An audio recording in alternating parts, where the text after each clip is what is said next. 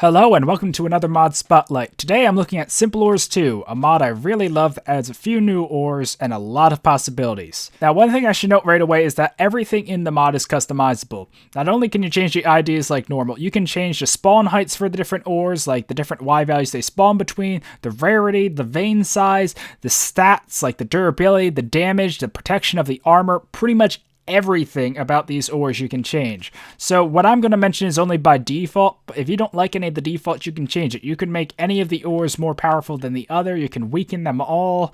There's a lot of customization you can do for the ores and their alloys. So with that said, let's delve right in. The first two ores you'll usually find would be copper and tin, which are very low level ores below iron. So they don't make the best tools and armor, but they do help get you some tools and armor earlier than iron or to go with iron if you're low.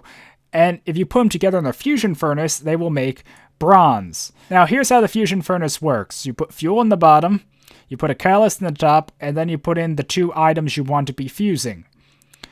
And you get different sized chunks based on the catalyst you use. The redstone is the best catalyst for making bronze, so you get the large chunks, which then you can smelt into bronze. If you get the small chunks, it will take 5 to make a large chunk, and the medium chunks take 3. So it's more efficient to use the redstone to get the large chunks. Anyway, bronze is more on par with iron by default, so I think it usually might be a bit better on durability, but usually equal in the stats. The next ores you'll find will be Mithril and Adamantium. Mithril's around gold level, while Adamantium's more of diamond. Mithril's more between iron and diamond, while Adamantium's more on par with diamond. And both these ores are really good. And if you mine them, you'll get the ore blocked just like here. Now, if you put them in a fusion furnace with glowstone dust, you'll get the large therium chunks. And therium is way better than diamond. I'll give you a bit more about how the stats and stuff work in a minute, though. But then, if you go to the nether, you'll find onyx. Now, this actually mines the gem and not the block. So it is recommended to use fortune because it's pretty hard to find. It can spawn anywhere in the nether, but its rate is rather low. Now, if you mix this with mithril, you'll get silicite, the best ore in the game. But you need a gas tier to get the large chunks, so the catalysts for this one are a bit harder to come by, so it might actually need more if you don't get a whole bunch of gas tiers, or it gives you more of a reason to go kill gas. Anyway, those are the ores. Now let's look a bit more at their stats and what they can do. Now to show you this, I'll just be using creative since it's a lot easier than trying to do it all in survival. So you can see all the ores and their blocks here, and on this page you can see the decorations. You can make doors and bars with them. They're more blast resistant the higher bars and doors you go, so there is actually a point besides just decoration. The fusion furnace, by the way, is made like this. And there also is a mithril and onyx furnace made how you would expect. And the mithril furnace is more fuel efficient, while the onyx furnace has a chance to give you double the ingots in return. And just to mention again, all of this is customizable in the config. You can choose how rare each ore is, you can set how fuel efficient the mithril furnace is, or the chance for the onyx furnace to give you a double ingot back. Then we have the tool sets. They're pretty much what you would expect, but there are a few ores that get a special item or two. Like tin, adamantium, and onyx have shears here. Copper has a bucket which I believe can only hold water.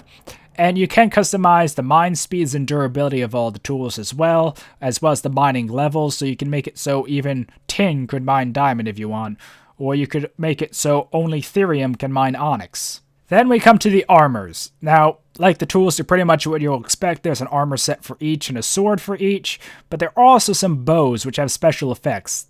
The mithril, damage and efficiency, onyx, damage and flame, therium, damage and zoom, I'll show you that one, and silicite, damage and knockback. Okay, just to show you a bit of the therium zoom, here's how the normal zoom is for a bow, and here's the therium.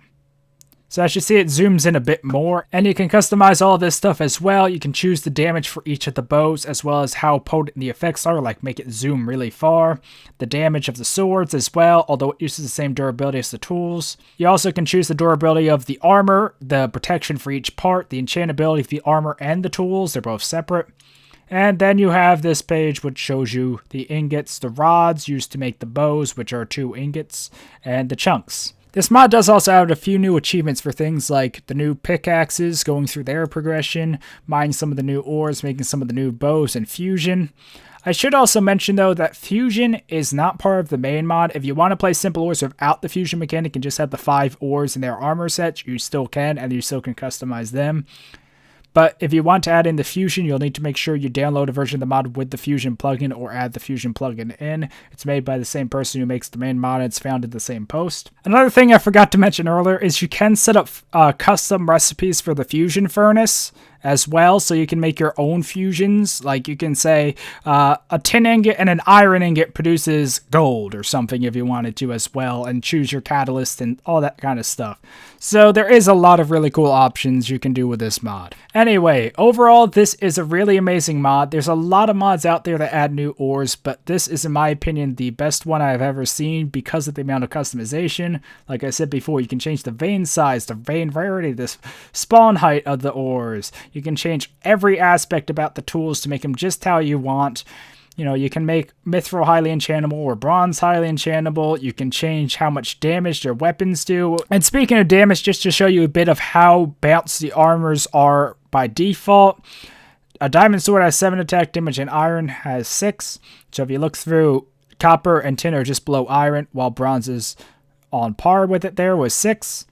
Mithril and adamantium are tied with diamond, while onyx is 2 above diamond.